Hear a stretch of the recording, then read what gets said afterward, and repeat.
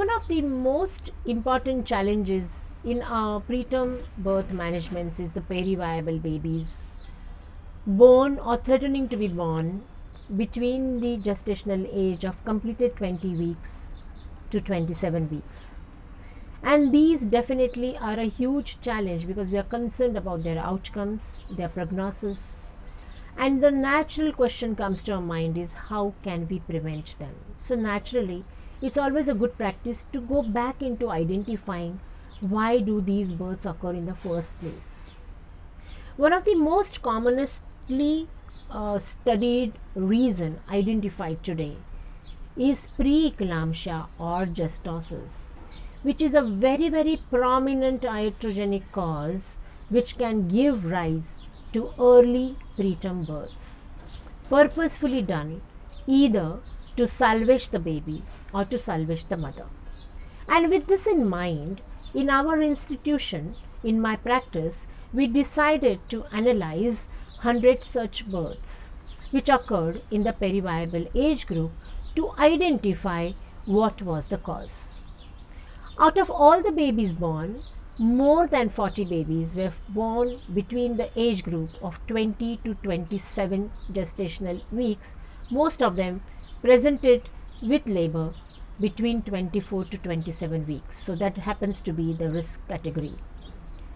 The second important starting observation was they did not get optimal prenatal care. Their antenatal care was severely deficient because most of them had anemia.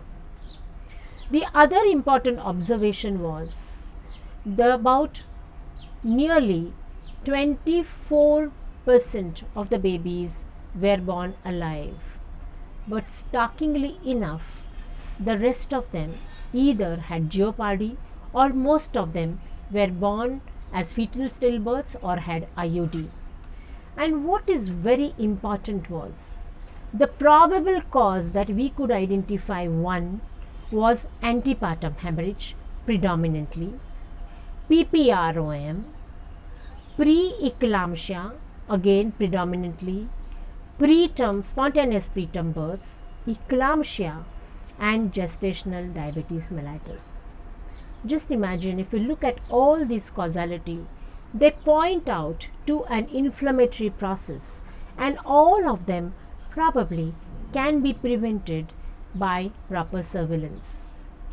So therefore currently there is a huge load of thinking trying to do risk assessment much early during pregnancy to trying to establish whether this patient is at risk of developing a preterm birth and to proactively try to prevent conditions which may cause preterm births like preeclampsia, justosis as I always call it, gestational diabetes mellitus, anemia, hypothyroidism and genitourinary infections. If approached correctly and well in time, we may be able to control the resultant inflammatory processes and reducing the quantum of iatrogenic preterm births.